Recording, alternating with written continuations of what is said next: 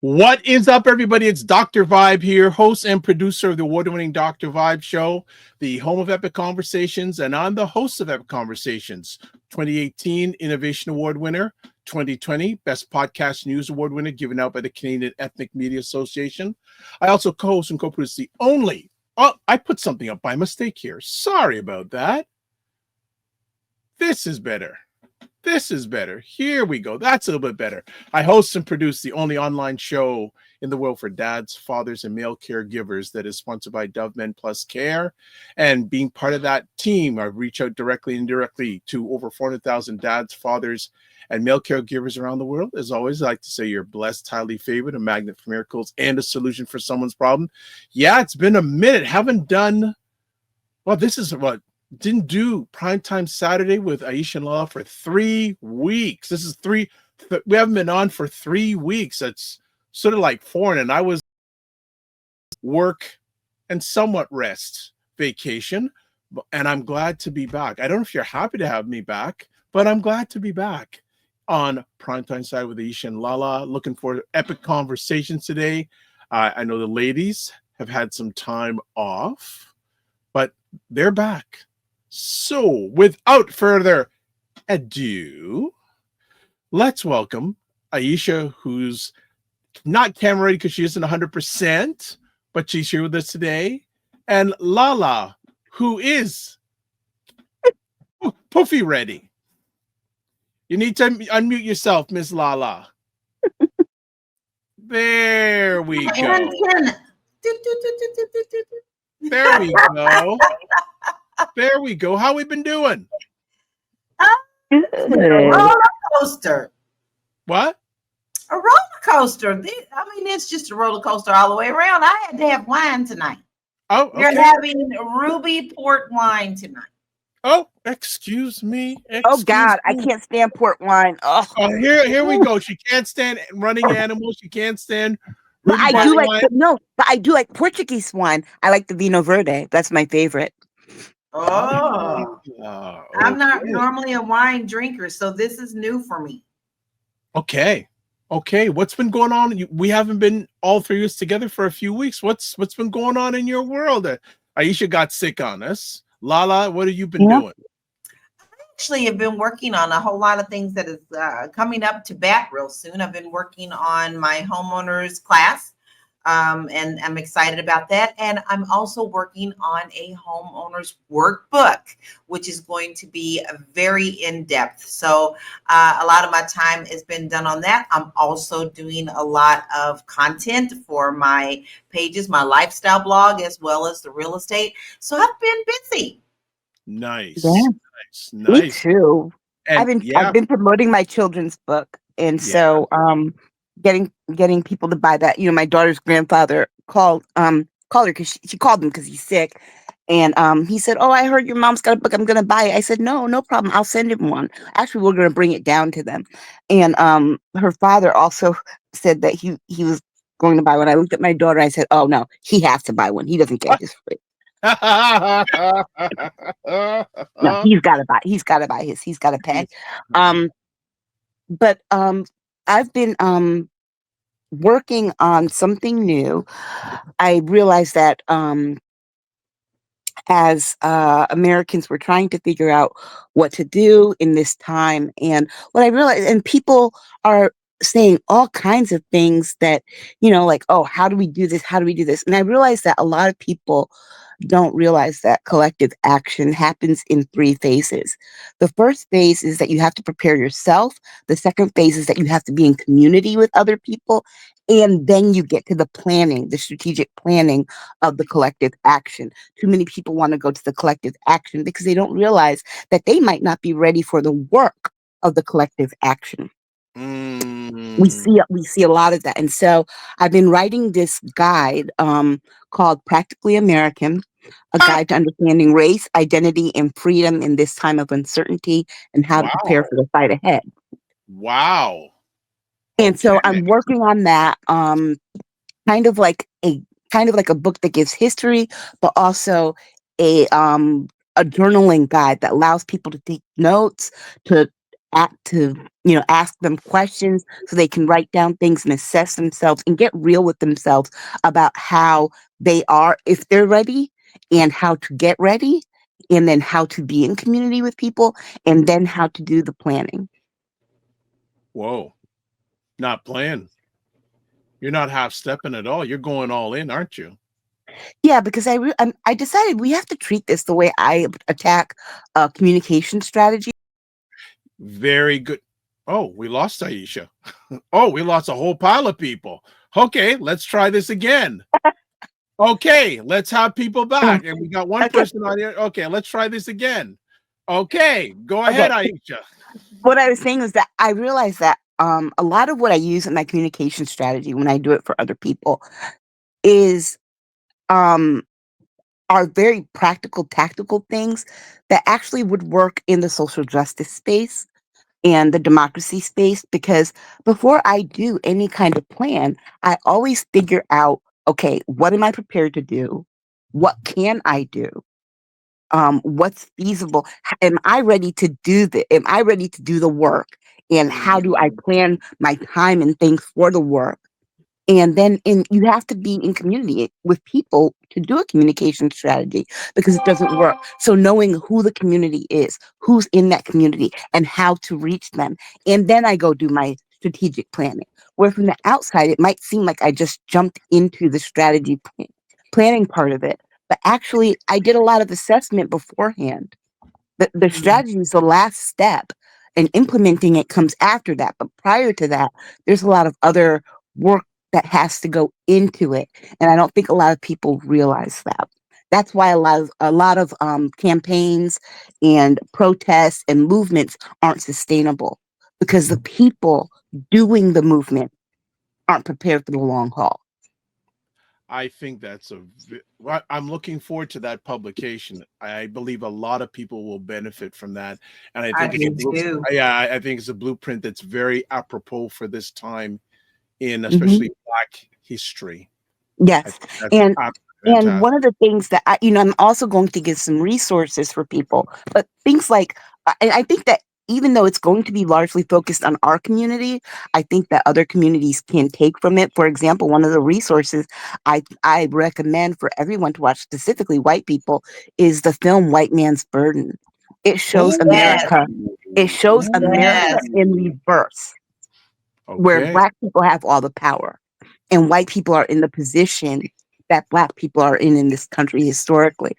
And I think there are, because I read a lot of these lists of resources and things like that, and oftentimes, and I'm not saying that we should dumb things down, but I think that oftentimes people who are the scholarly writers, and I myself have been one, right? You People who still are the are one. scholar, What do you mean have been one? You still are one. but people who are scholarly writers oftentimes tend to write over people's heads when they Yeah. write these books, and so they also give resources that go over people's heads. Okay. That's a And just great because point, Aisha. and, right, and just because they're resources that you understand doesn't mean that someone who doesn't have the education that you have will understand all of the academic aspects of it, or the things, the stories behind them. And then sometimes when people go to explain them, they don't explain them as bare bones like Okay. we do here on the show. And so I want to do that, take care to do that, but also include resources like films and video clips and quick things that people can look at in short amounts of time. Because I also realize that that our attention span as humans It's thin. is very Yes, Okay. thin. All we right. It's have So all very been thin. conditioned to that 3-minute reel, or Hmm. less. Yeah. Hmm. we're gonna stop here. We're gonna go to a quick break. We have been around for a while, so there's lots to chat about, but we only have 3 conversation topics, but we're all going in deep, and we have a friend who's gonna come on for the first part of our conversation today. We will be back in 30 seconds, and buckle up. Buckle up, buckle up. So we'll be back in 30 seconds. Black Men Can Talk, a show where Black Canadians come together to have real and filtered conversations about life, culture, and community. When you speak with brothers who are not necessarily connected to community, they often think to themselves, what can I do?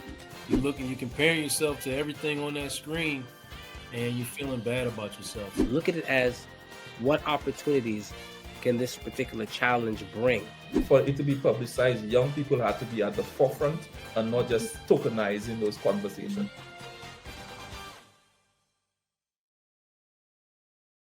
Excellent. That is another one of the conversations that I'm a part of live. Black Men Can Talk.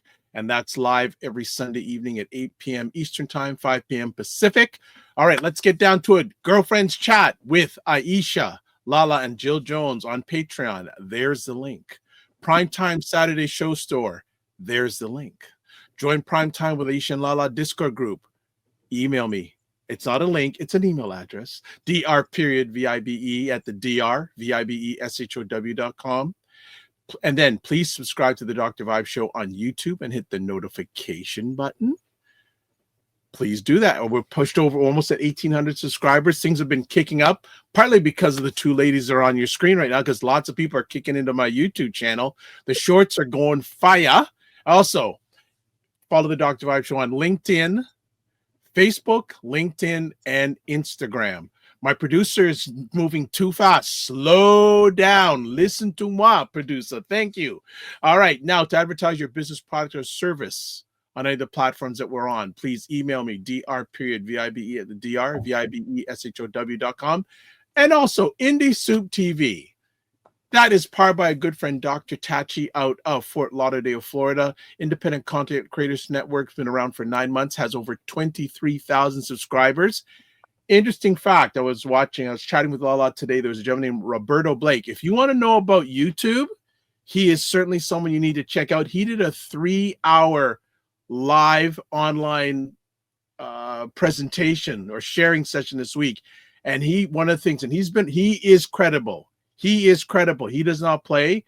One of the things that came out during his conversation, only 4% of all YouTube channels have over 10,000 subscribers. Wow. That puts Dr. Tachi's platform, Indie Soup Media, in very rare air. I love it. Love it for her. Love it. Air. All right. Now, our first conversation topic is you know what? We better do our friends because this is going to get crazy. All right. Walamala says, hi. Hello, Walamala. Aisha says, hey, y'all. Regina is good afternoon. Miss you guys during the past cray weeks. I think it's cray days or hours or minutes. Yeah, days. minutes. Yes, minute by minute is the old Doobie Brothers song. My God. Fitness IQ Cam says, evening, ladies and gent. Right back at you. And also says International Women's Day. Happy everyone. That's going to be our last segment of today. And I've got something special in regard to that. And Regina says, back at ya, Fitness IQ Cam. All right. Now, our first segment is going to be about this little tariff war. And joining us for this segment, the co-star of Black Canada Talking, Cesar Ndema Moussa, a wonderful Black Canadian himself. What is up, Cesar? Good to have you. Hey, Cesar. Apologies, mic was muted, And now, too, before we go any further, I was telling some people about this there are people looking forward to especially this first segment today. So, Cesar, what is going on in your world? Thank you always for having me. I'm good. I had a long week. I was away the whole week, work, conferences, etc. Glad to be with the family. I'm here with my daughter. She's watching one of those Disney shows, aka she is woke. We make sure that she is a woke daughter. But yeah, no, I'm here. And for you ladies, happy International Women's Day. Thank you.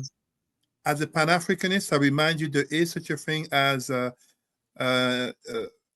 Black Women's Day, which I believe is July 31st or something like that. So happy Women's Day, and us men have to keep doing our work in complementarity, with the ladies to create a better Black community. Yeah. All right. Who wants to kick it off with this conversation? So we got two Black Canadian kings. I got something to say. Okay. All right. Stop. There we go. Okay. You know, I've always seen Canada as really not an extension of America, and I think that's where this part lies. I see it the way it is.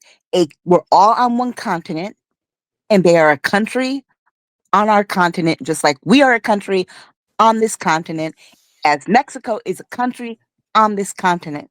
And I am just so disappointed, disgusted, embarrassed at the fact that we are treating our neighbors, our allies, like garbage. I'm disgusted.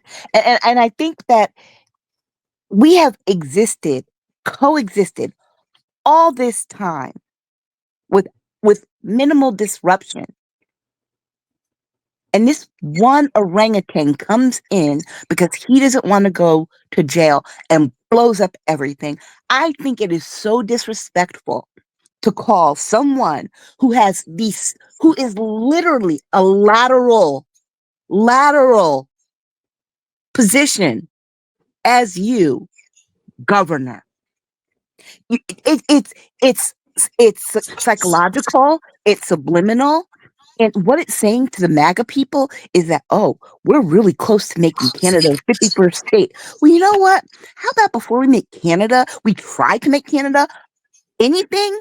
We start with DC, because y'all turned down DC statehood. Let's not forget that was in the House and Senate. Y'all turned down Puerto Rico statehood, also a U.S. territory. That was in the House and the Senate. There's Guam, there's the U.S. Samoa, there's the U.S. Virgin Islands. All of these people have some form of representation in our government, but cannot vote because they're not considered states. So until we decide what those territories can do, the territories that can actually vote in our elections, that pay taxes to our country can do, and don't get Social Security from it. So we decide what's going to happen with them. We need to keep our noses out of your country.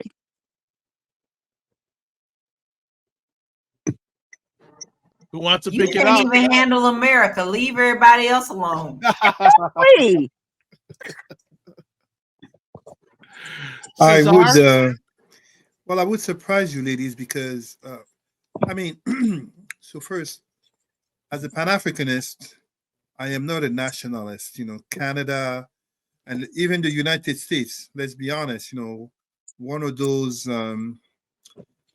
very right-wing / racist white leader could say, "Black people, go back to wherever you came from."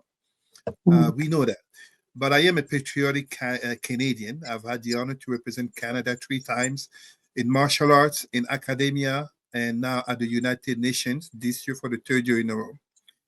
But I would say, with respect to absolutely, you know, when you're saying that you find Trump, all those terms, disgusting, etc., I would surprise you that for Canada, as hard as this relation is definitely bound to be, notably with the tariffs, there is a boom of Canadian pride going on up here.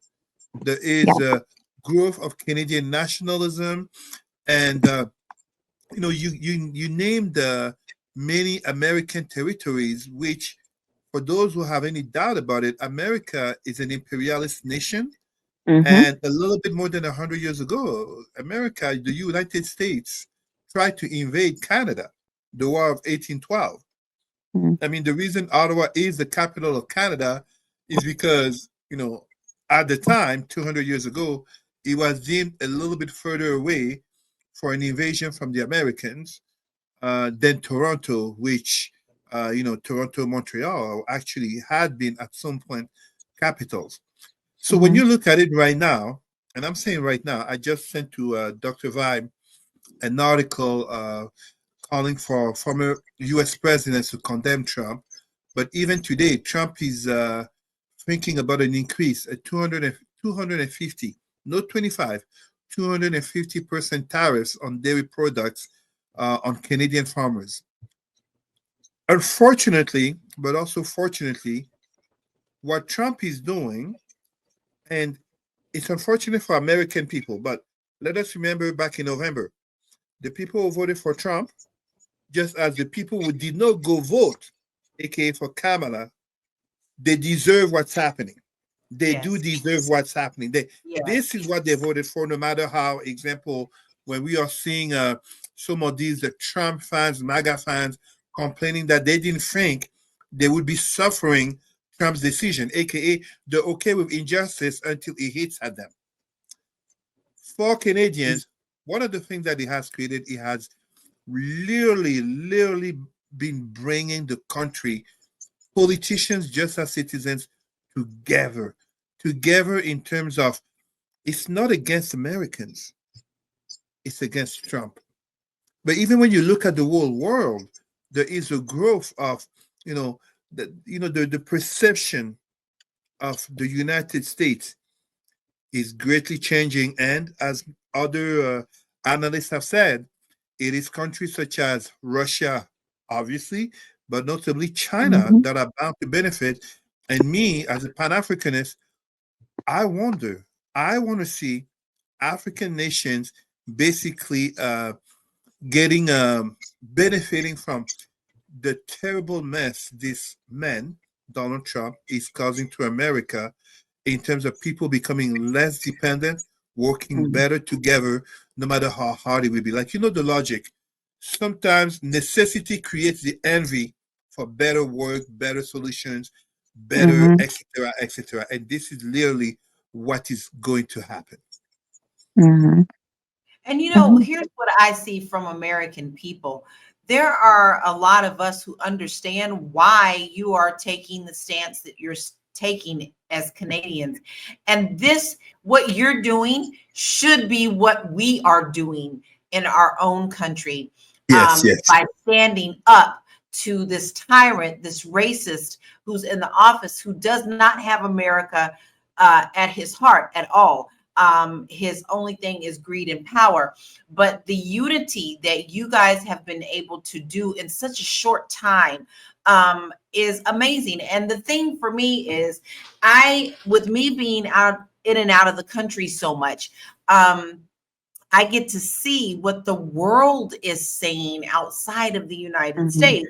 And the United States is being fed porridge, and it's a poison porridge. They only get fed what the compromised media has decided to feed them in order to stay in the good graces of this tyrant in the office, this false king. Okay, because we don't do kings. As I recall, our whole country came together because we don't do kings, but he has named himself the king. Now, what I am seeing across the world news is that this is not acceptable. And even though people are saying things that they should be, the world leaders are being very cautious about their words, because that's just what you have to do as a leader, a responsible leader. They are taking the necessary actions, such as Canada, to make sure that they protect themselves, and also to make sure that the world knows that we are not fooling around with this man. He can continue to act like the 2-year-old tantrum all he wants to. We're not going to accept that. And, Poland today came out and said that they will be training their 18-year-old men and older now to be prepared for war, because they're anticipating war. You guys get together and you pulled all of our products because you're going to show the power in real estate, which I can talk about. I just did a whole video about that. Is how this is going to affect the housing market, which is one of the key pain points for America. We get a lot of our stuff to build homes, our lumber, our everything from you, okay, from Canada. And that is going to really affect a lot of people who even desire home ownership. So listen, I am full-hearted American, and I don't want to see my country die.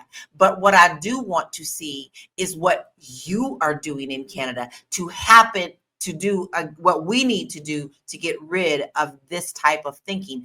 He does not represent America. He only represents his kook aides, period. I mean, we are in our second marriage to an abusive partner. Oh, well said. Well said. And you would think that after the first time, we would not have gone back to this abusive partner. But guess what? America didn't like getting nice things, or it is like the cycle of abuse. And I can speak on this personally because after that trauma, you don't, when you start being treated as you're supposed to, it feels foreign. And it's easier to believe that that is not how things are supposed to be versus how things were. People get so used to operating in the space of abuse that what's actually normal feels foreign. And so they found a comfort somewhere in that abuse, meaning that they know how to deal with that. They don't know how to deal with the emotions of being treated well. Yes. All they know is how to deal with and protect themselves when they're being treated badly. So America wants to go back to this. And let's be very, very clear. We've talked extensively on this show about how it wasn't the price of eggs. But expensive eggs are the least of our expenses. Racism is what this election was about. And Americans are going to find out that racism is far more expensive than Yes. $13 eggs. It's costing totally I can agree. guarantee you the eggs over in Portugal are not $13 and $14 a dozen. I can guarantee you that. And when you even add healthcare, the cost of Mhm. healthcare for the average Americans compared to the rest of the world, when you add the very reality, I mean, if we go further and we go like notably with the his nominations such as Mhm.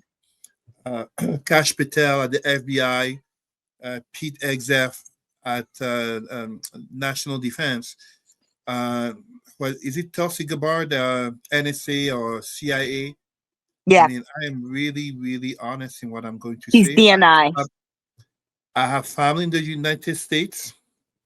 I Mm. have friends in the United States. I consider you ladies to be my sisters. But sorry to say this, we are in 2025, and it Mhm. seems like we're closer to another September 11. Yeah, Yes. Can you yeah, imagine? And you remember how low most of us, especially Black people, we thought about a certain George W. Bush. mhm. But look at what we got now and the Yeah. administration that he got. I mean, my gosh, like I would have never thought. And I mean, I was in my 20s. I would have never thought it could have been like, a president, an But you know what American though? president who could bring down the image and stock of USA as George Bush did. And if we are honest, he wasn't even that bad of a president. I mean, There you go. Afghanistan, Iraq, absolutely. We can absolutely, but the form, the manner, I mean, Michelle Obama has Mhm. respect or some respect for Bush, aka whatever is his limitations. But Trump is on another scale, which is dangerous. Yes, he's Look, attacking the I'm lives. going to but tell see, you what I feel like it is. Listen, it's more than dangerous. It is evil. yeah, It Bush is was just evil. blissfully stupid. Trump is ignorant and evil. All right. And that Part of it. combination is Can I very just jump dangerous. in for a moment because I want to catch up Yeah. on some comments and then I'm going to come back to Lala. So Jen Meyer says, hello, everyone. Fan number one. Also Okay. says, doing well, Dr. Vibe. Hope you well. Also, I am. Regina says, I know not one American who supports this assault on our Canadian neighbor and friend. Great points about U.S. territories, Aisha. Leave Greenland alone, too. Fitness Mhm. Cam says, sadly but true. She also says Canadians are saying FA and FO. And JJ Martin is saying, good day, Dr. Vibe. Good to have you as always. And Roger Dundas, him and his beautiful wife, Camille Dundas, the driving forces behind BuyBlacks.com, Black Canada's #1 online magazine, says racism is a public health crisis. And he was one of the people who was looking forward to having all of you together today. So he's Mhm. in the building. So continue on. Sorry for the interruption. I just wanted to catch up on the comments. Go ahead. LaLa, yeah, and you wanted to LaLa, add? yeah. It's just that, you got to call it like you see it. When you look back on the Holocaust, Mm. what do people say? People say that, this was an evil man. You have someone in power here who admires that evil man. So he's looking to be in the exact footsteps of who he sees as a great one. The brainwashing is absolutely, I just don't understand it. I wish I could understand it. But that's how people fall into cults, and that's exactly what it is. There was a good friend of mine who is also a realtor, and she always posts things on her page to ask questions, like really good questions. She's definitely not a Trumpster. She wants to understand why people follow him. And today she posted something that she was like, and she posted all of his stats about threatening to take away territories, releasing violent criminals such as January 6th, putting unethical and unqualified people into power, things of that nature. And so the last thing she said was, no one with a shred of decency should still be supporting Trump. He's a fascist. He's authoritarian. He's immoral, and he's 100% anti-American. And what was the first thing that somebody put? You dimmer rats, calling us all rats, are so offended by finding fraud and waste. No matter what he does, he will never be good enough. The other night was proof of what you dimmer rats are all about. I don't know when become fighting for our country makes us rats. This man is obviously drank the Kool-Aid. And as long as he keeps his cult intact like that, that gives him superpower. And so far, even though we see a lot of people that are in the around find out stage, because more and more we are definitely seeing that people losing their jobs who didn't think they were going to lose jobs, who thought they were a them and not a us. They are now burning the Trump flags, things of that nature. But as long as he has this cesspool of people, he will continue to do what he's doing, because it wasn't until the people of the world and the people of Germany said, no, this is not what we agreed to do. That's when things changed. We are nowhere near that. We are going to see some very serious issues in our land. See, LaLa, I think the problem is in this country, and I think the problem that we have, period, is that at what point do we stop believing that there can be an evil as bad or worse Yes. than Hitler come around in this world? Yes.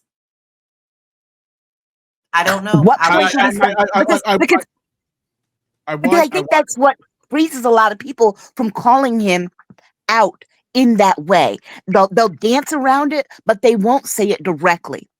Okay, I want Cesar to come back in and give some more of the Canadian perspective also here. Oh.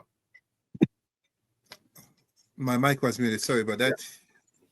The Canadian perspective is already being felt, notably regarding our upcoming elections. So tomorrow, the Canadian, the federal Liberal Party here, so the equivalent, borderline, of your Democrats are choosing a new leader. And before Trump's coming to power and his remarks on Canada, you literally had the Conservative having a double-digit lead over them.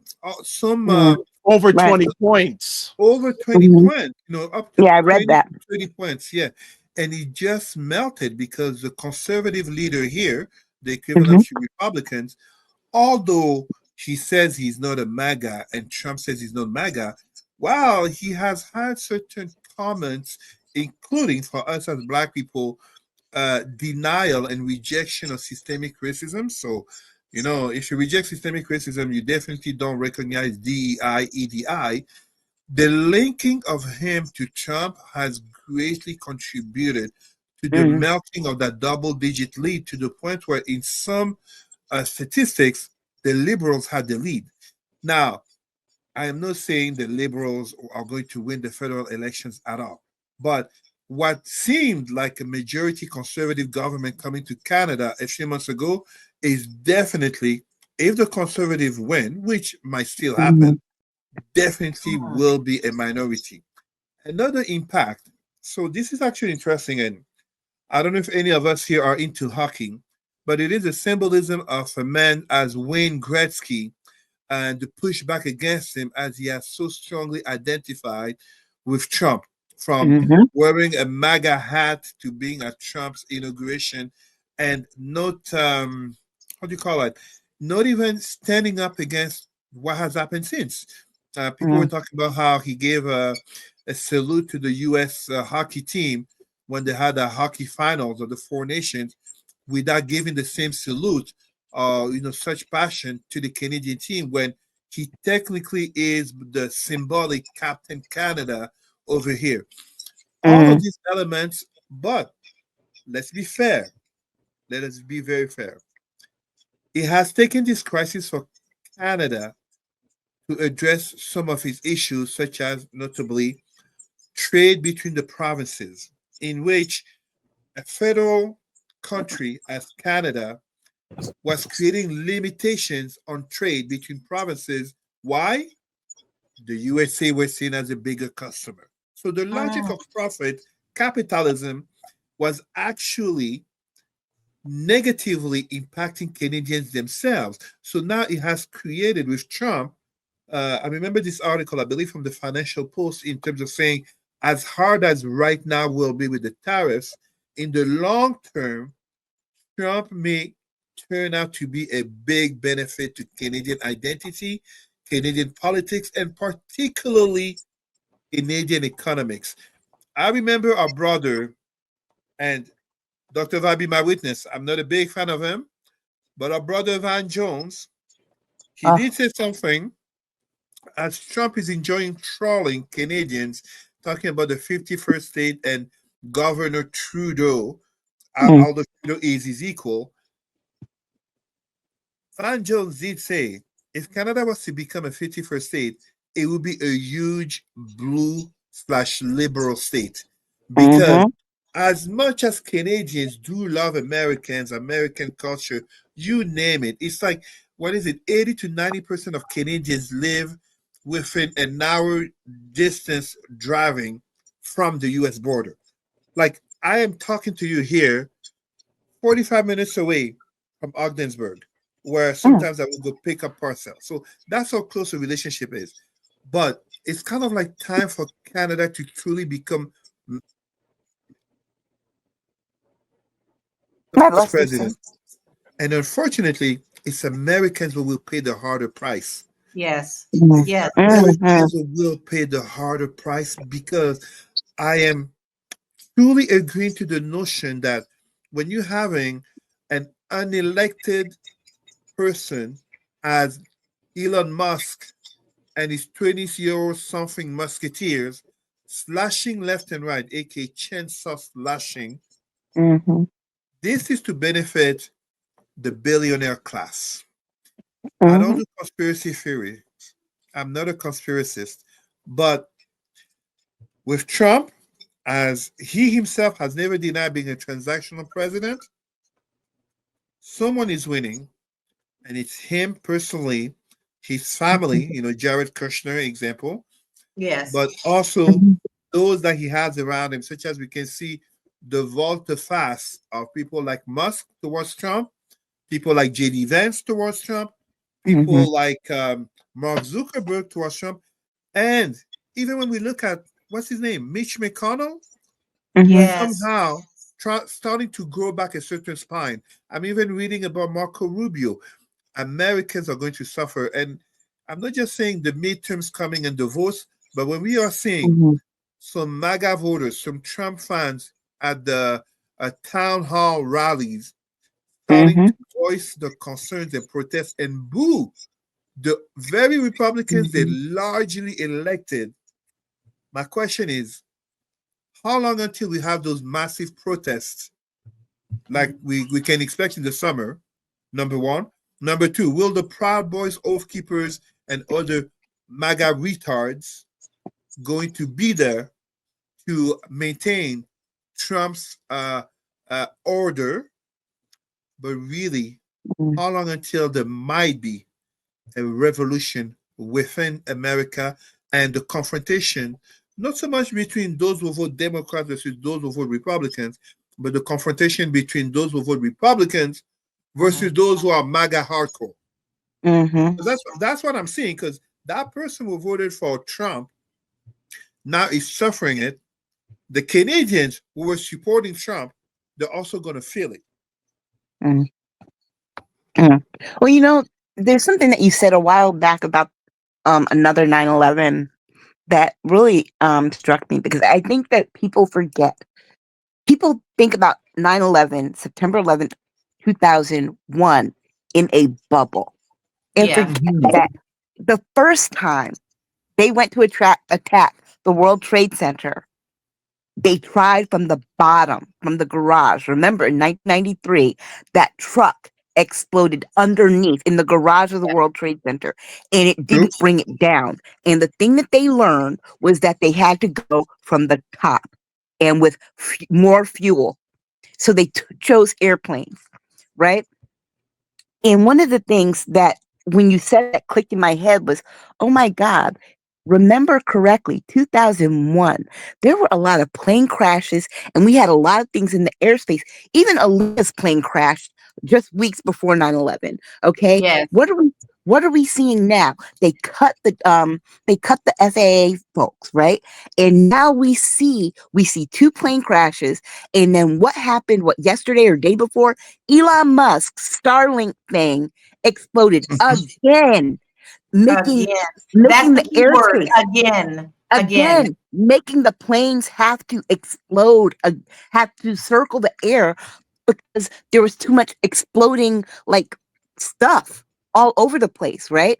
And I thought about that, and I'm like, oh my gosh, this might actually be the first time that there is a 9/11 type attack on this country from within the country, Yes.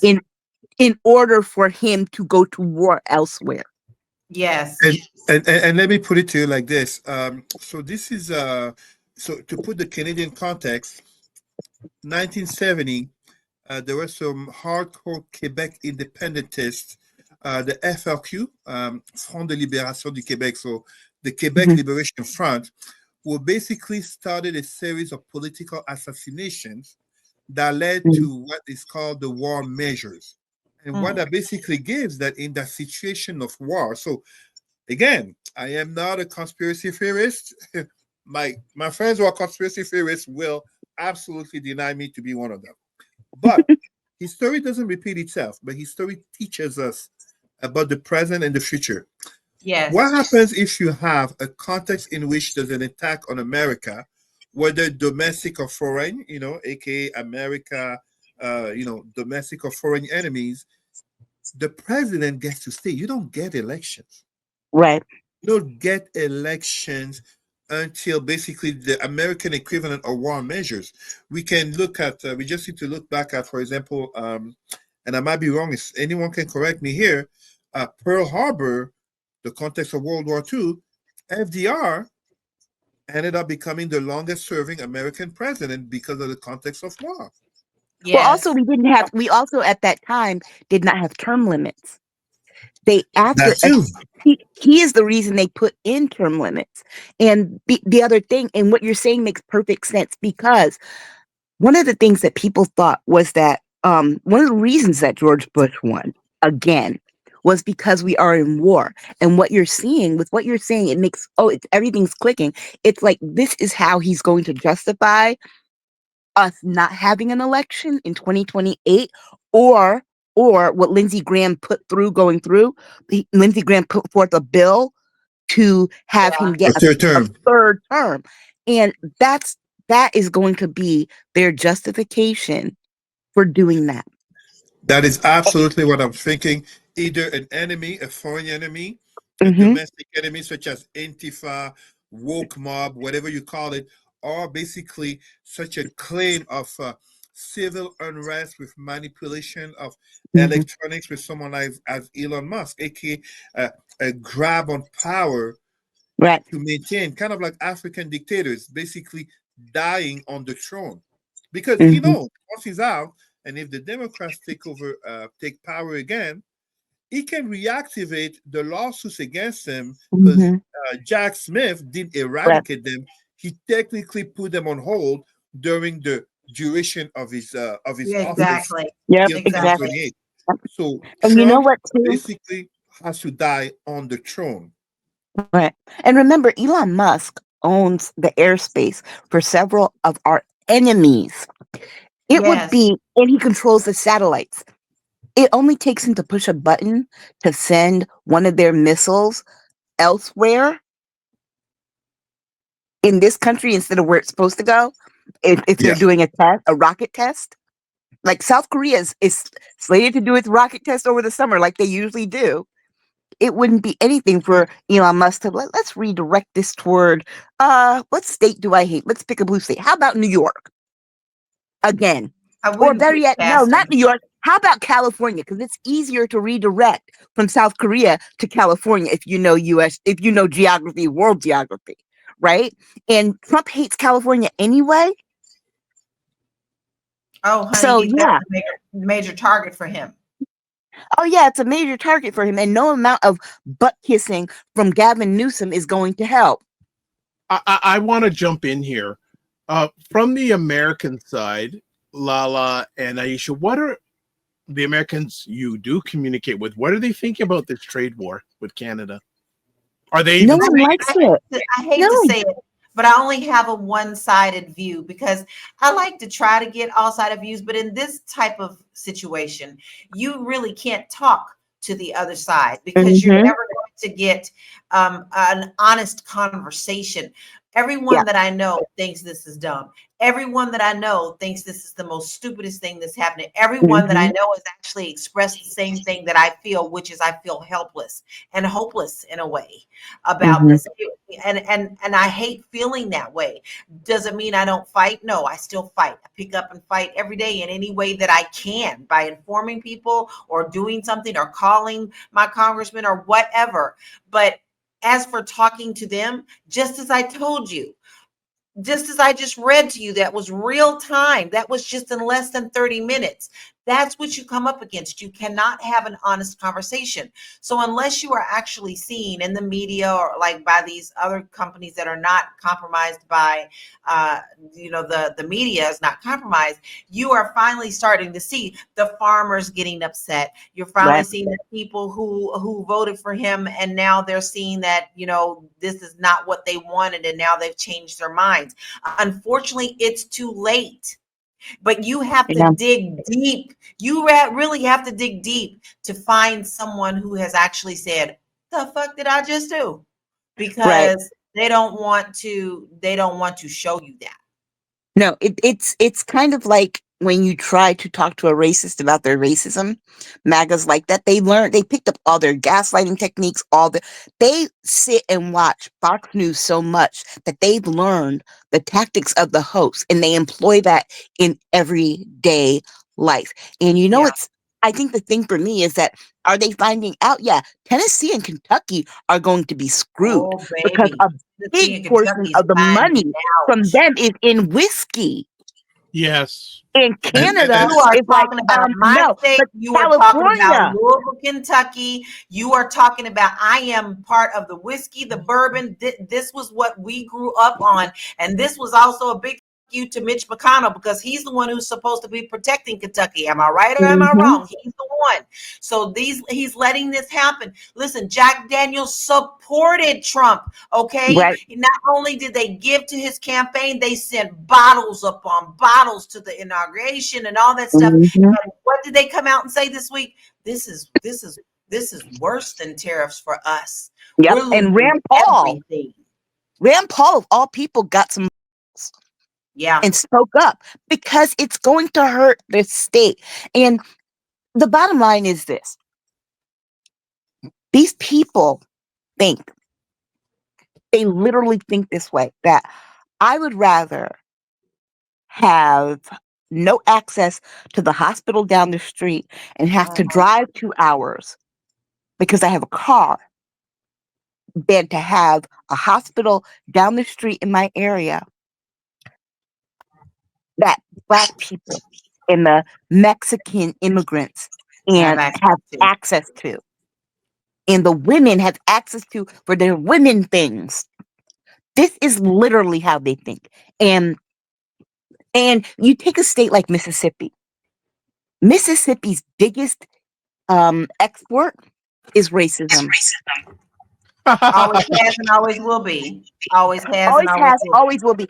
It is a state to the point that to the fact that they do everything to harm even their poor white people because they still won't give up the ghost on slavery.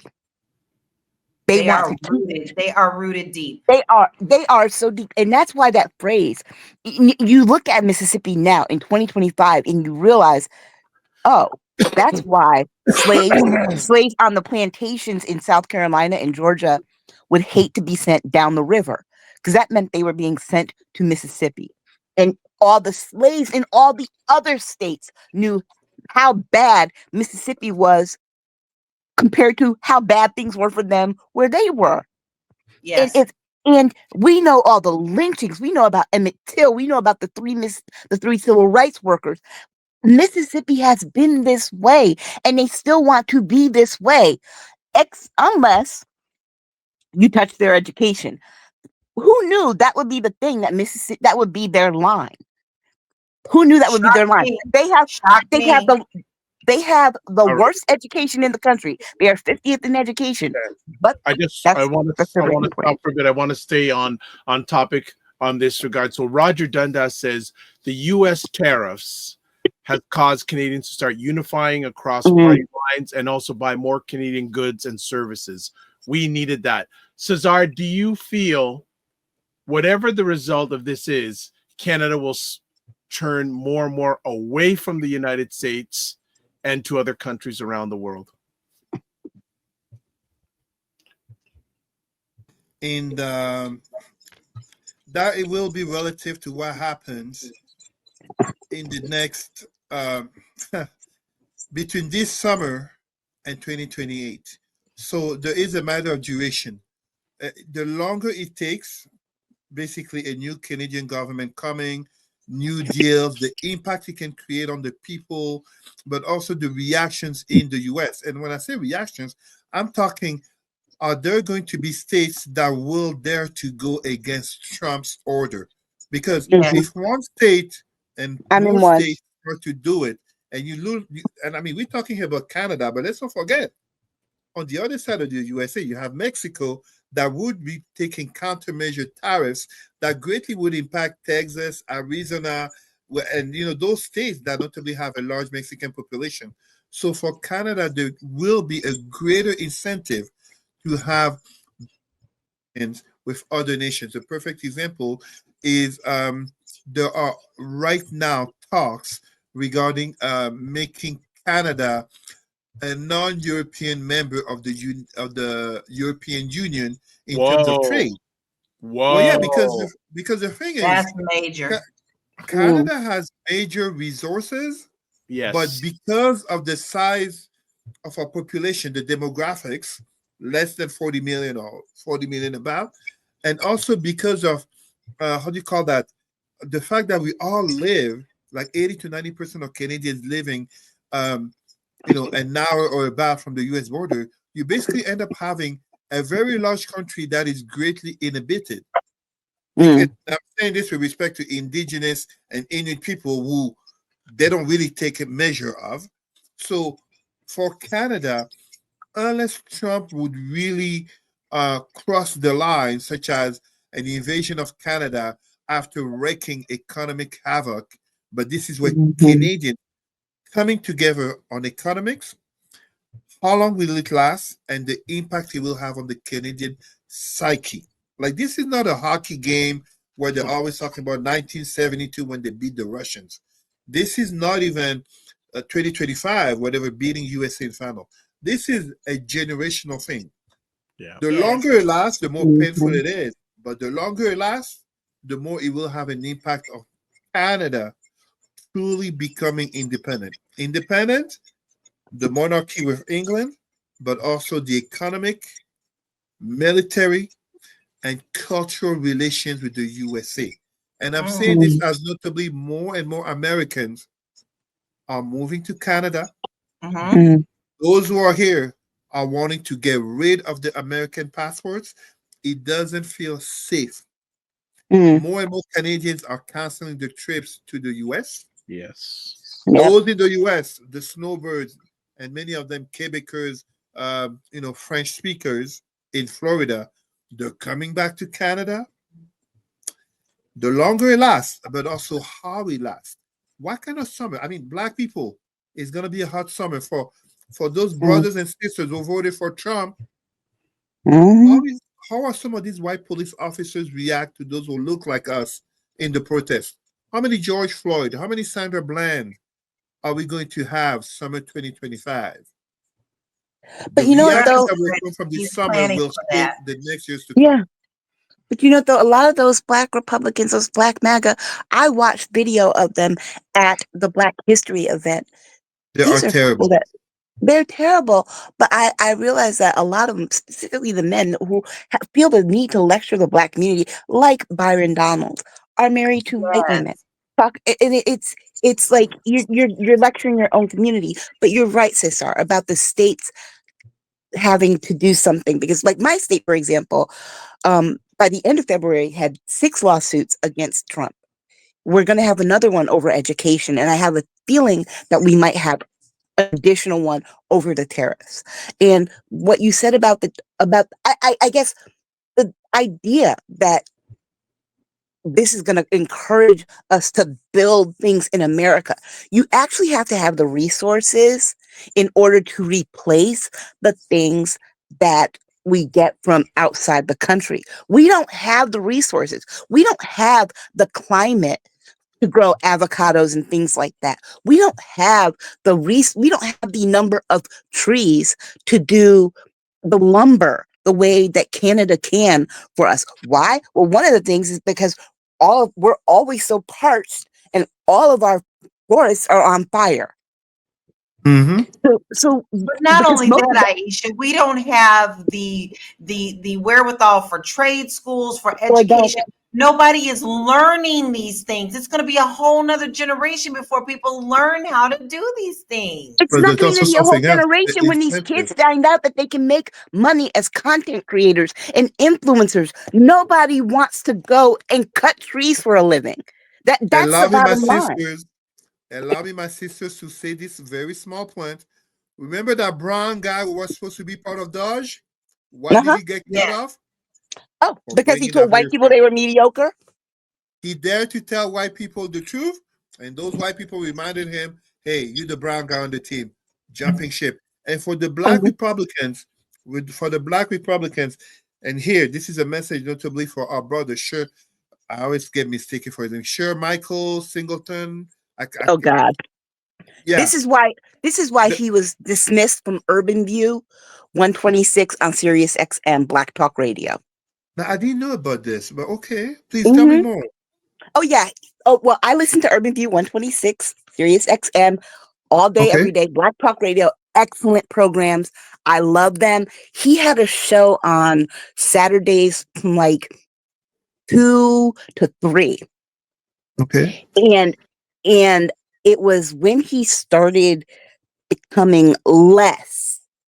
I mean, he was the Republican view. He had some things like, Black people should be arming themselves and learning how to shoot, get weapons, and things like that people were okay with. But when he started talking out the side of his mouth in ways that Black people were like, nah, we're not with this right now. We are trying to figure out how to build community. We're not trying to go with the conservative route. He really did not realize who his audience was. And I guess he thought that he could be in the space for Black liberation and having a view that was different than the people who actually listen. But it was a lot of comments that he was saying outside where the listeners were like, hey, he's got to go. Hey, he's got to go. Wow. Allow me very quickly, just because I realize the Mhm. time and I have to Yep, go. no problem. But this is notably for African Americans, this is the poison of black ideologues such as Mm-hmm. Thomas Sowell that became the black card to white racism. Mm, Our black Republicans brothers are literally learning the art of deflection and lying from the white mm, MAGA, not just white Republicans, from the white MAGA that they're looking up to emulate and to be allowed in the room. Just as we've had, example, Trump's inauguration on January 20th, black pastors will literally repeat the ideologies, the mindset of white Republicans, very conservative pastors. They try to apply that to the black community in terms of, painting us worse than we are. Yes. Those mm, black people will eventually have to suffer the choice of the votes because, as I'm saying, we are now in March. It's going to be mhm, a hot summer that will define even mhm, whether Trump will get there to 2028 or if America is not going to revolt. Like, don't get me yeah, wrong, it's one thing to vote for anyone. It's another thing if whoever you voted for is impacting your wallet and the quality of life of your family. Yes. Because yeah, because it is. a lot of the And you know issues that what? the Western world has can be fixed, but the people don't Hmm. have the incentive. It's a bit hard to tell people, let's go back to the 1950s, but Trump is trying to bring it back to the 1920s when Hmm. literally trade with Canada and Mexico is something that was normal. An open Yes. world, open Yeah. borders. But now you're telling people, let's go back to make America great again. For who? When? It's going to be a We hot know for summer. who. Uh, We know for who, Oh, we but know for who. All right, Cesar, I know you got to jump. I'm surprised the boss of the house hasn't jumped into the screen as she usually does. But again, always a thanks. And you can catch Cesar most Sunday, actually every Sunday afternoon, live on Black Canada Talking, 5 p.m. Eastern, 2 p.m. Pacific. And his appearances get very good views on the YouTube Thank channel. you. So you wonder why? You'll wonder why now. So as always, Cesar, to you and the family, don't just manage your time, manage your energy. Remember to give yourself grace. If you're not making money, make history, and always make it better. We'll see you tomorrow. we appreciate My you. sisters, Thank you. Take in care. solidarity to my sisters and my brothers in the States. Thank you. Yeah. Bye, Be everyone. well. Thank you. All right, Cesar is jumped. Ladies, wow. Wow. And if you're watching live on the Dr. Vibe YouTube channel, I have a poll. Do you support 47's trade war? So you can certainly vote in real time. If you're watching the show in real time on my YouTube channel, you can put in a vote. Geez. Mhm. Some comments here. JJ Marr says Mississippi is in a tie with South Carolina with racism. Well, you know what though? I lived in South Carolina and I've visited and presented at conferences in Mississippi. And I have to say, I was happy to go back to South Carolina. Okay. Becky, And you know how I feel about I feel about Mississippi. Okay, we'll stop. All right. But then again, I had to leave South Carolina and come back home to Connecticut. So that should tell you. All right. We're gonna jump on. I know we're supposed to have there's some topics I want, even if we get quick takes that have happened since we were away, and there were some things that have happened recently. Yeah. So I'm gonna go in reverse order on something that apparently happened yesterday. Musk Rubio clashed in front of 47 during a cabinet meeting yesterday. So there seems Apparently he loved it. Start eating dog now. See, this is what happens when someone within the whole power thing. They want this power. They become jealous of one another. They start to eat their own. We are now going to start to see this because now they all clamoring to be number one underneath the 10 ring. They all now see themselves in the position of what Trump is right now, and that's what they desire, and that's what their hearts want. We're going to see more of this, and I'm here for it. Bring me the popcorn. Yeah. Well, here's the thing, and I think this is the problem. When Trump talked to these people, it is very clear that he promised them each something Yes. for their support and their devotion. Aisha, you hit it right on the head. But they're not getting it, the power and control that they were promised, because Elon Musk is going over their heads. He's firing people in their departments. Apparently, no one in the cabinet really likes him right now. But Marco Rubio was the only one to speak up. I predict this. Marco Rubio will be out by December 31st. You think he's gonna make it that long? I think he will go a full year just to have a full year behind him. But I don't think he has the stomach for this. And I understand, Marco Rubio, let's not forget, he has presidential aspirations. And so his main reason for taking this job was because he was trying to take the Hillary Clinton route. Senator, Secretary of State, presidential candidate. That he was trying to go that route. But this clash between them, the reporting that I read and what I've heard from other reporters is that Trump sat back in his chair with his hands crossed and watched it like it was a tennis match. Because you know what? He's looking at his cabinet as an episode of Survivor. Yeah. It's all, oh my God. it's all a reality show to him. Yes. It's all out reality show to him. And whoever eats the most people is the winner. And it's like, it's like, think about it. And JD Vance why do you think JD Vance did what he did?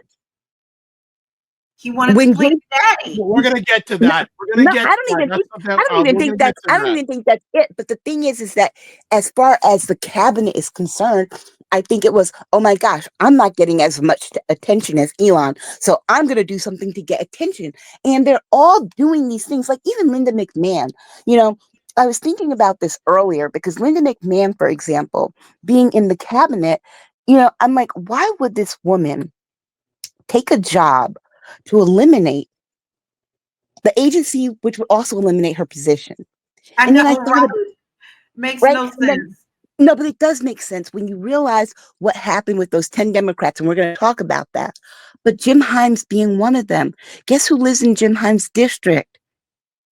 Linda McMahon. Guess who lost running for senator against Blumenthal and Murphy 3 times? Linda McMahon. So guess who she could run against primary with no problem because of money and being in another position? Jim Himes. That's the only reason he did that. And I hate him for that. But I'm going to tell you this. Why would she do that? Because DOE, I promise you, will be closed in 2 years. I promise you, because in 2 years, she's going to want to run for something. But we're seeing this with all these other organizations too. Tulsi Gabbard told Elon, get out my office. She told her people, don't listen to him. You don't have to send those emails to him, because they're tired and they're frustrated. And I bet you a lot more was said than just Rubio and Elon going back and forth. You can bet it was. I think that's all we heard because somebody in there let it leak. Yeah. But no. So Regina says MAGA is incapable of dialogue. They just parrot propaganda. They have no idea what is going on. The GOP wants to stop town meetings because the constituents and red states are starting to get it. FAFO. Regina also says that Marco will be out by May. He should leave now and rat out 47. He was at that meeting with the Saudis and the Russians. She also says Linda can't run. She is sitting on a mountain of crimes with her hubby. Yes, she can. She already did it before. She had the crimes before. I'm telling you. Wait a minute. Let me make something very clear. Trump did too, and look at what he is now. 34 felonies. But here's the thing: Linda McMahon couldn't win statewide. Because remember, senatorial races are statewide. She lost 3 statewide races. But I think that she thinks she can win her congressional district because it's more local. It's not statewide in a state that has like overwhelmingly blue. All right. So that was a quick one, but let's keep a watch. And it seems that Republicans can get elected, but it's another thing when they try to govern. That's a great point. That's a good seems, point. that seems to be a little bit of a challenge for them. And man, I would have loved to have been a fly on a wall in that cabinet meeting. That sounded like it was. That must have been entertaining. And Marco Rubio, after hearing about this, I'll see how long he lasts. And apparently there were some of the cabinets saying like, why did we didn't give you the authority. There's a big clash, but I've heard that 47 has told Elon to back off. Yeah. See, if he were to leave in the summer, it would look more like he was against Elon, which some of the MAGA against Trump. That's why I think he would wait to the end of the year, because think about it. A lot of secretaries of state usually leave after a year or two. They don't stay. They rarely stay for a full term. Okay. So that's why I think that he'll leave at the end of the year, so then he can say, I left because I'm considering something. There's a run for that, but then remember, Florida also has a gubernatorial election coming up. All right. That's right. Yes, which I think Byron Donald is running in, I hear. Right, but I think that Marco Rubio might put his hat in and will definitely get Trump's endorsement over. I know Byron Donald's Trump kind of semi-endorsed him, but I think that Rubio might get over Donald's head with Trump for an endorsement that way, because when it comes down to it, who's he going to do? The white-looking Latino or the black guy? We already know that. We already know Trump's number. The Walamala says only a matter of time before 47 and Elon clash. Oh, yeah, of course. But you know why I say no? You know why I say no? Because it's kind of like Trump and Lindsey Graham. Trump has something on Lindsey Graham that has nothing to do with how he presents his sexuality. Because guess what? That's a known thing in South Carolina. When I lived there, and I worked in government, everybody knew that. But he's got something on him. I think I know what it is, but he's got something on him. And it's the same way with Musk. Why was Musk given unchecked power? Because there's something that Musk did to interfere in this election. And that if Trump were to cross him, Musk will say it, and then Musk will leave the country. And he has enough money to not be found. All right. Just update the poll on the Dr. Vibe Show YouTube channel, which is in real time. Do you support 47's trade war? Everyone's saying no. That's responding to 100%. 100%. So that's no one is supporting. Keep on voting until the end of the conversation. I should have put it up sooner. My mistake, but I was so engrossed on what everyone was saying. Regina says, Elon is increasingly drug-addled. His business are going down the toilet. He texts 22 hours a day. He is melting down. All right. Well, can I say something on this, please? Mm-hmm. Because, as much as we are seeing, and we did talk about this on Jill and I on Girlfriends Chat, I believe last week. I've really been following the stock of all these billionaires. We are putting a dent into the situation of them and their money. But with Musk, I don't think he gives a flying cahoodle about him losing all that he's losing with Tesla, because of all the government contracts that he is getting and all of the government money that he's getting. He's willing to let Tesla burn. And so, that he may be losing money in Tesla, but he is gaining so much more, 4 or 5 times more on what he's doing by being with Trump. Because he knows government money is more reliable money. He's got it. He has to help him launch. Yeah, because he knows that government money is reliable money. His business stuff is not reliable. It's at the whim of the markets and at the whim of where consumers are. And so remember, and there are things that this is the thing about legacy media that is frustrating me. What people don't know is that Elon Musk has diverted some of the federal monies that they've cut in salaries and other things to his projects. Yes. In the mainstream media, this is the part that should people off. If you are a MAGA person and you got fired from your job because of Elon Musk cuts. You should be as hell to know that your $60,000 a year check is now his. And I promise you, he's not getting the $60,000 spread out throughout the year like you would. He's getting a lump sum payment in like 3 different installments over 3 years. All right, let's move to our next conversation topic. Earlier on this week, 47 was in the House of Representatives, and Democrat Al Green went. I was like, I don't want to talk about the State of the Union. I'll talk about Al Green, but I don't want to talk about that.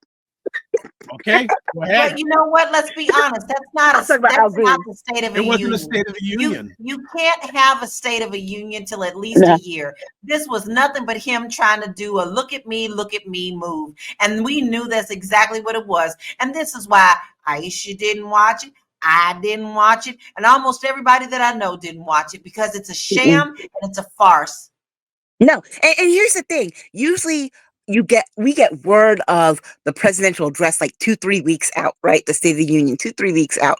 And usually if the first time they do it, it's either the first year or after the first 100 days. His first 100 days isn't even over. And this man, he had this thing because he was trying to change the narrative and control the media narrative yet again, because he didn't like the fact that the press was bad about the thing with Zelenskyy. Exactly. All right. And I'm sorry, I do want to say this thing about Al Green.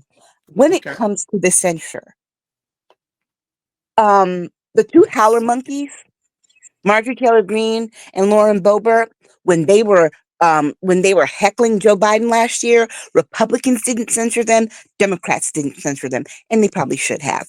But they censured Al Green, and Al Green didn't heckle him. He basically told him in a response to what Trump said, because Trump said he had a mandate. He said, you do not have a mandate to cut Medicaid and Medicare, which is true. He did his job is what he did, and now he's being punished for it. Yes, and what bothers me is that those 10 Democrats, 3 of them are in what some people called districts that went Republican. But guess what? Those Democrats also were on the same ballot. You were on the same ballot as Trump, and you still won. So clearly it's you that they voted for. And that's the part that bothers me so much. But I do want to let our audience know who those 10 Democrats are, because I want to give you a number too, so you can call them and tell them how disappointed you are and how angry you are for not standing up. So here they are. They're Amy Vera of California, and our sister Jill wrote a nice message to them on Facebook. Ed Case of Hawaii, Jim Costa of California, Laura Gillen of New York, Jim Himes of Connecticut, Christy Houlihan of Pennsylvania, Mark Captor of Ohio, Jared Moskowitz of Florida, Marie Glusenkamp Perez of Washington, and Tom Swasey of New York. Now, if you are upset enough and angry enough at what's going on in this country, here is the U.S. House of Representatives switchboard number. They will pass you through to any House member. The number is 202-224-3121. And I will actually put that in our comments for people. But call all of these weak Dems and let them know you're unhappy that they're just sitting around, playing around, and not standing up. And let me make something else you aware of something else that you have a right to do. Most people make the misunderstanding that just because it's not someone who is in your district who you voted for, that you don't have a right to call another district and to call them out. Everyone who is in Congress, everyone who is in the Senate, they work for us. So if that means that you have to write each and every one, then you write each and every one. I will be happy to tell you that I'm on like number 15 And I've started with the people who are over me, but now I have gone on and even said, y'all need to get yourself in check. You need to remember that you work for us, and I'm going to need you to step up and do what you need to do. And I specifically pull out things that they are not doing to serve us when we, the people, have sent them there for a reason. Mm-hmm. Yep. Okay. So don't just get in the bag of thinking that you only need to write your congressman and your senator. You write them all. And I'm gonna tell you, number one was Hakeem Jeffries for me. Yes. Oh my God. Oh my God. Because how are you going to be speaker and say that, well, what can we do? And, you know, the thing that really disturbs me more than anything is, you know what, Hakeem, I don't understand why you are trying to be the Democratic leader that Nancy Pelosi was, because we're in a different time. It's a different time. Everything's It's a out the different, window, baby. We in a new yeah. war. It's a different time. It's a different president. And the truth be told, even Nancy Pelosi had more backbone facing Trump.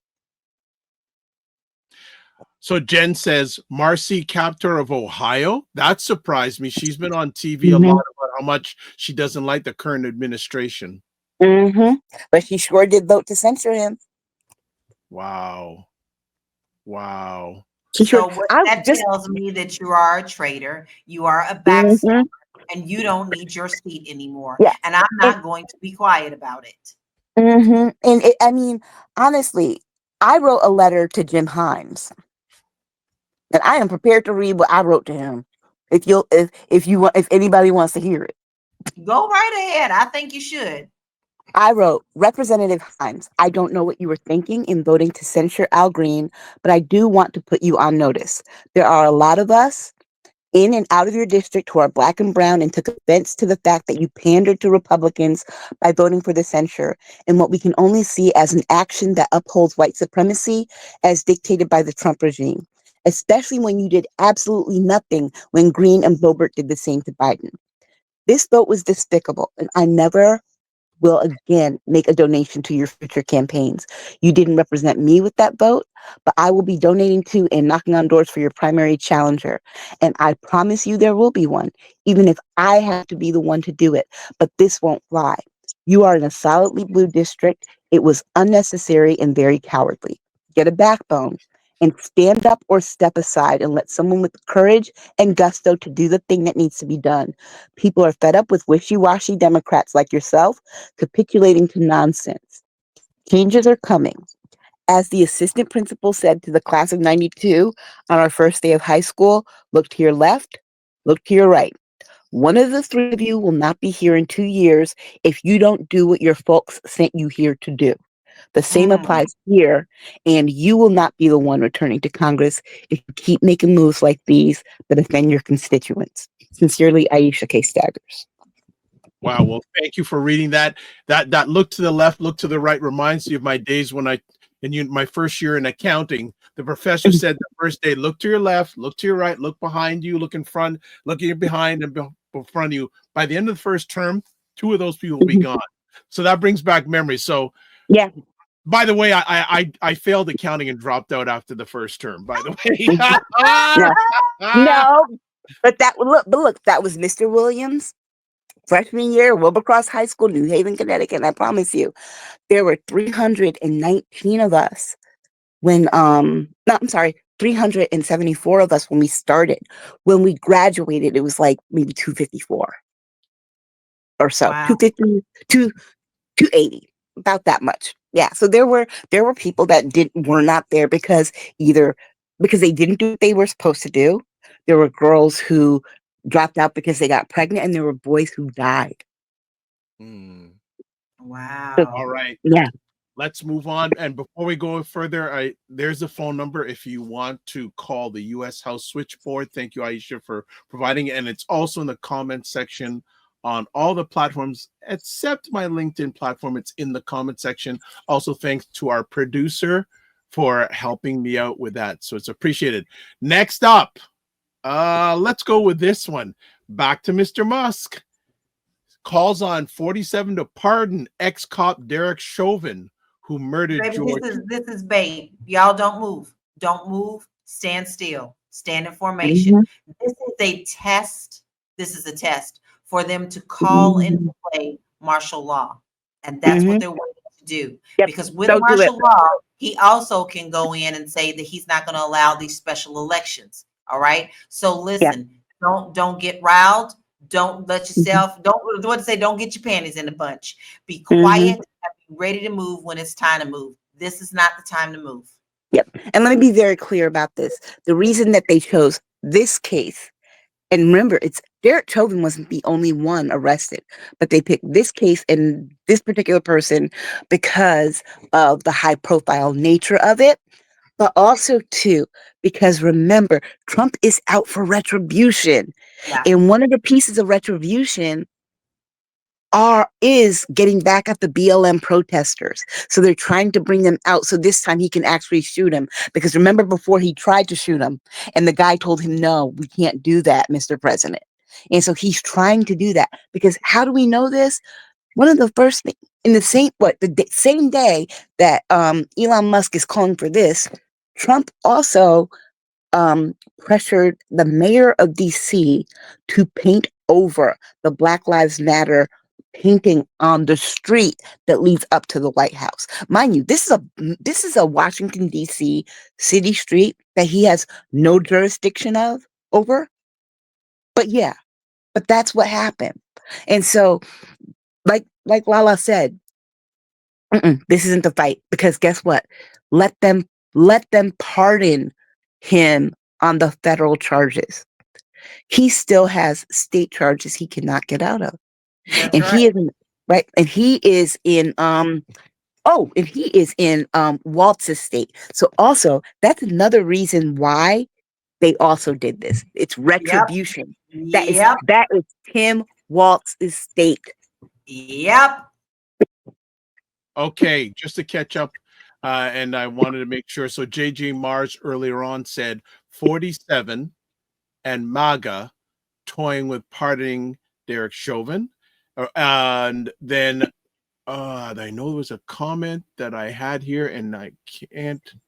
Okay, something. Okay, there is a comment, so I need to get up here. Regina says Derek Chauvin cannot be pardoned from 22 and a half years of state charges. It is out on it's out of federal jurisdiction. Yep. And he got charged federally and state charges. Trump can pardon the federal ones all he wants. But Derek Chauvin's not getting out of jail. And then just coming back to Al Green, April Watts said Al Green did a very good interview on the Breakfast Club. Yes, he did. I did see it. It was good considering the fact that I don't like Charlemagne the God, aka Kermit the Frog. Yeah, I knew you were gonna. I didn't want you to say you were gonna say that again. Okay, all right. What, lately, he's been kind of on point with some things. I'm like, oh, you stepping up? He has been on point after he spent 3 years dragging Kamala Harris. Yeah.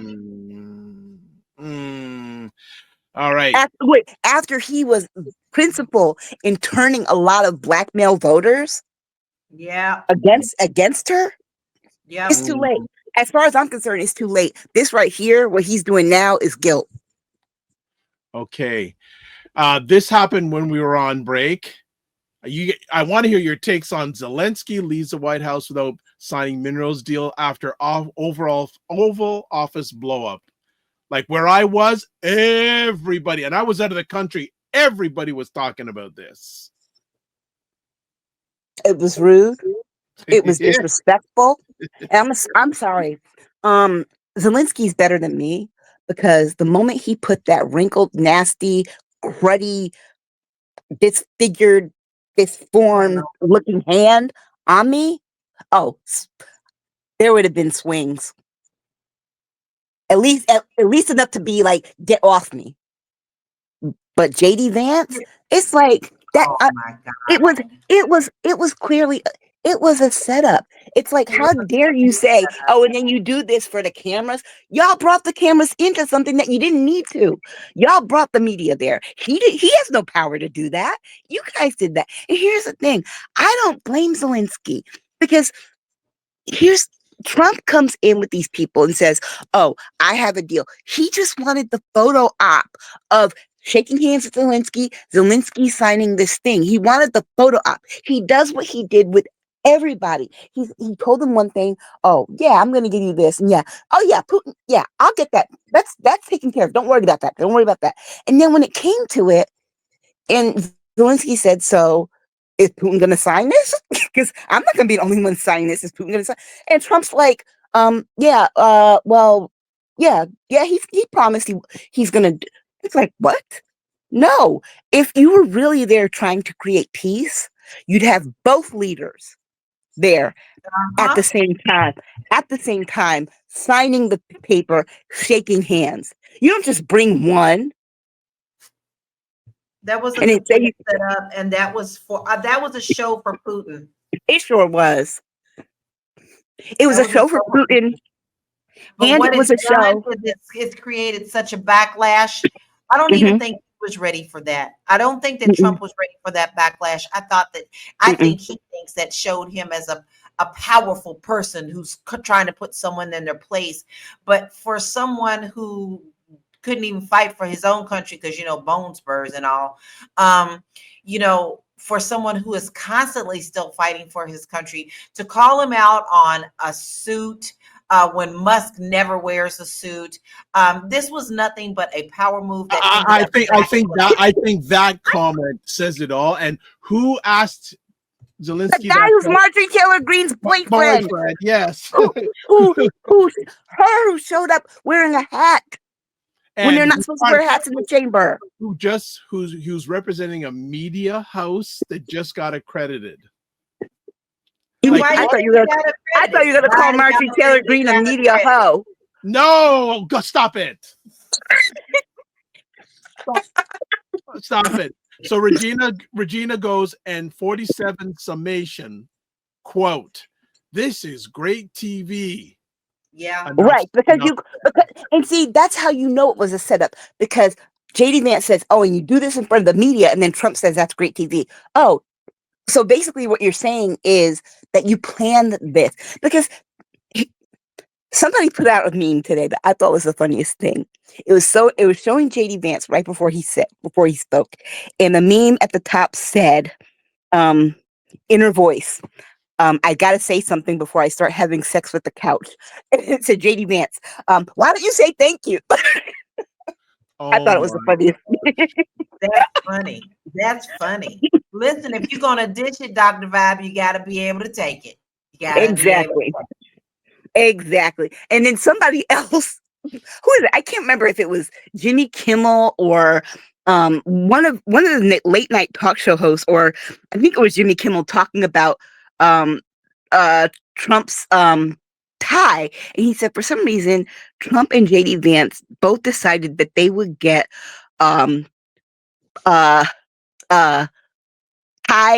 ties that doubled as sports cups because they were so long. They were so funny. That's funny.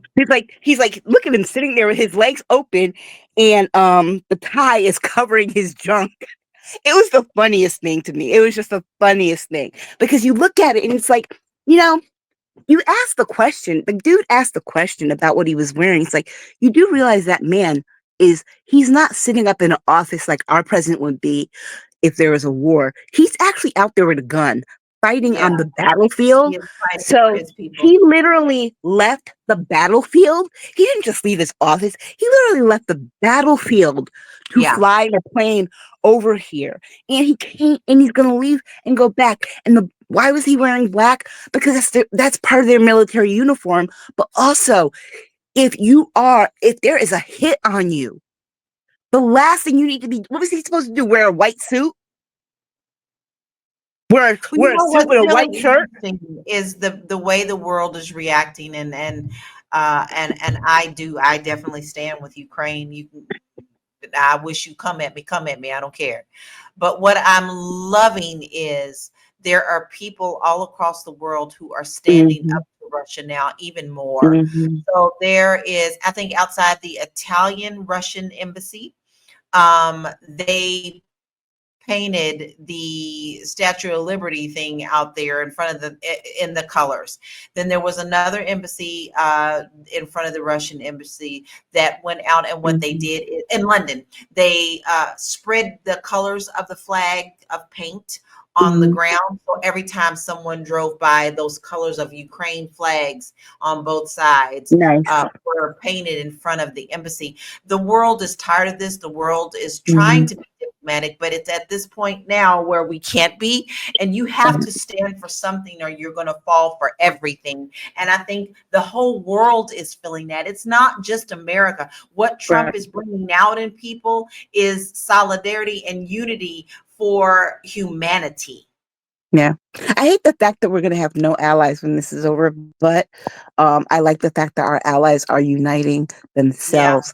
And I'll tell you this, I don't know how or why Trump thinks this global superpower of the US, Russia, and China is supposed to happen or function when Russia and China both want to take over the United States. But let him have his delusion. By the summertime, I think that Americans are going to start to wake up. And I think that you are going to start to see um, more people protesting. But I'm going to tell you something. I don't think the people, put it this way, the people who are going to be on the front lines this time aren't going to look like us. No. And he's going to have a hard time shooting them. Yeah. Okay. Last conversation piece. We are broadcasting live on March 8th, Saturday, March 8th. It is International Women's Day. Ladies, do you have any comments, thoughts on International Women's Day? I do, because you know what? Women are the backbone a lot of the times of all the movements. We Mhm. are by nature nurturers. And the fact that we still can carry this world, birth the men who also run this nation, and still be Mhm. paid so much less than what men are paid speaks a lot. And Yeah. we are under attack as well as women, because they want us to go back to the places of just being housewives, thinking that that is not powerful, when there is nothing more powerful than a housewife. Okay. Like even a Mhm. housewife is just Yeah. powerful. But here's the thing. We are being put under the gun by people taking away every last one of our rights like we don't count. I Yeah. am here to tell you, ladies, you are more powerful than you will ever know. And you need to step in your power and get information. I don't care if Google takes our International Women's Day off of their calendar. I don't care if the government is trying to tell you that you're not worthy. I know differently, and so do you. If we don't give birth, there will be no one to run this country as long as they Mhm. disregard us. Know your power of creation and know your power to change this world. Now you're the one who's going to have to make it right. Amen. I just want to say to the women in the Congo and the women in Haiti who are watching war, who are mothers and watching war ravage country, their countries, and seeing their children being faced with such atrocities. Know that there are many of us who, while we're fighting our own fights in this country, do think about you all. Yes. We do speak of you all. We do speak of your plight. And when we're fighting for ourselves, we're also fighting for you. Especially I really want to especially give my love and respect to the women who are in the African countries that lost their US aid. Yes. Because I know what it's like to, struggle, work, not have enough to, pay the bills sometimes and worry, am I going to have enough for food and for the light bill and the car or what? It's like, or maybe I'll let my daughter eat and I won't eat so I can have enough money for gas until my next paycheck on Friday. I've Right. been there. I understand that, but I cannot. But what I don't know deeply is not having anything and then having something one day and someone taking the very little that you have away, including those nutrition packs. A lot of that money went to these nutrition packets developed by a Black man it was fortified peanut butter, little packets of fortified peanut butter that kept these kids, that helped these kids with their nutrition. And the fact that we stopped that aid there and the cruelty of it tells me that there's more cruelty to come on our own people. If he can do that to the least, the people with the least in the world, Yes. imagine what he can do to people here that have the least. And so I will always have your plight in mind as I am fighting through my own plight. Exactly. Okay, you have some comments here. Dusty Bunny says, love to celebrate all kinds of women, but do not fall for the rhetoric that the only respectful type of woman is one that's complicit. We must be changers. Regina says, my thought. Harris is our real president. The biggest tragedy is not having her leading us. Sisters have to stick together, but the Karens are undermining. Despite women are the soul of the world. And if you don't, go ahead. And I also want, and on this Women's Day, I think we should also give a shout out to two women that we've lost that we didn't get a chance to talk about. Yes. Being Roberta Flack and Angie Stone. Yes. Women whose music was about liberation. Yes. And self-love and being women. Well, if I have your permission, ladies and audience, I'm going to read a poem. Yes. For Women's Day. So here we go. It's called A Tapestry of Light. The year turns, a new dawn breaks, a symphony of strength for goodness sakes. For every heart that beats, a story spun, a tapestry of light where victories are won. From whispered dreams to voices bold and clear, a legacy of courage, banishing all fear.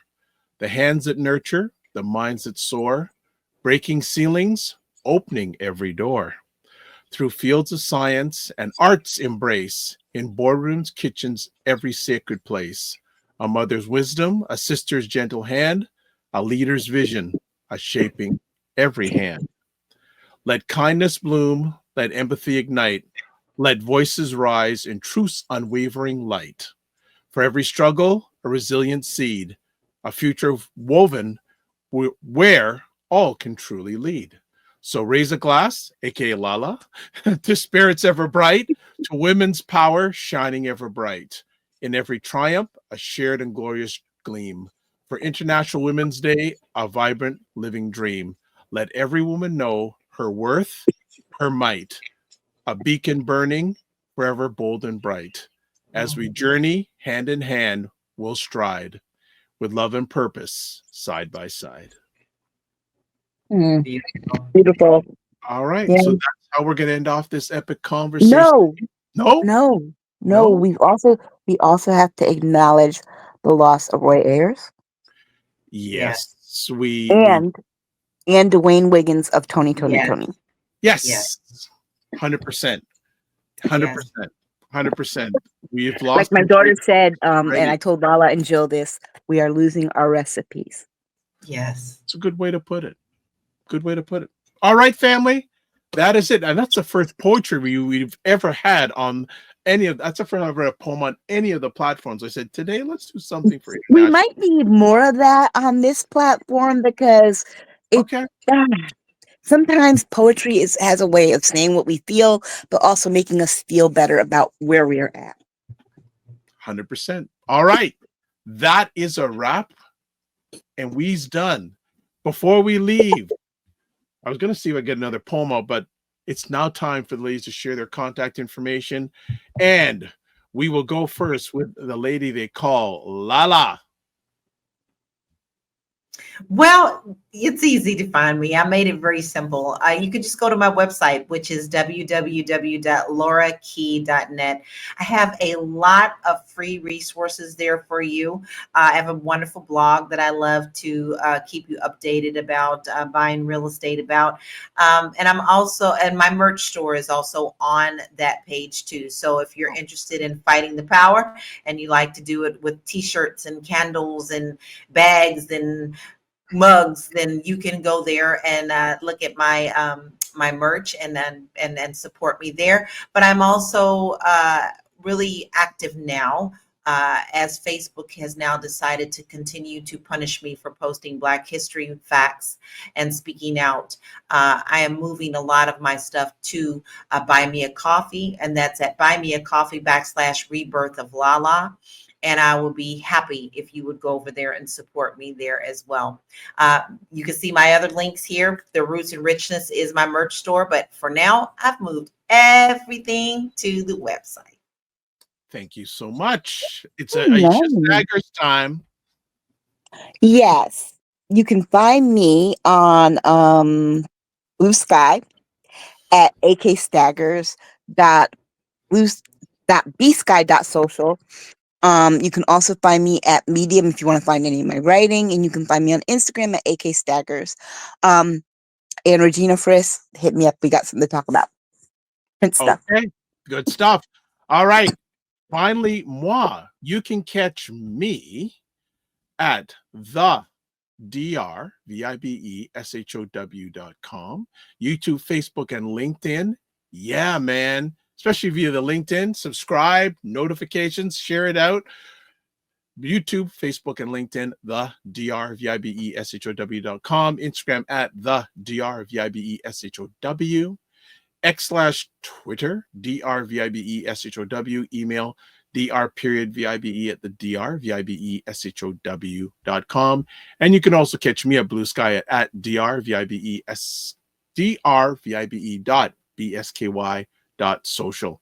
And you can catch replays of this epic conversation at the Dr. Vibe Show on YouTube, Facebook, and LinkedIn, and the Dr. Vibe Show website, the drvibeshow.com. And that's a wrap. So I want to say, oh, there's a few more comments here. All right. So, oh, look at this. Jen, love the poem. She says, great show. Nice poetry. Thanks for the show. The Walamata, good. And then Regina says, thanks, good night. So for those people who are Discord subscribers, I will be posting the poem with our Discord group. All right. Is that fair? I think that's fair.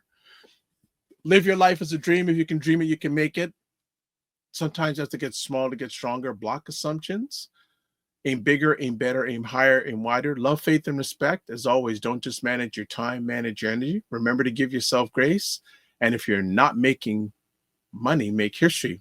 Good if you make both. And finally, make it better. God bless. Peace to all. Keep the faith. And you know what? It's so good to be back. Peace.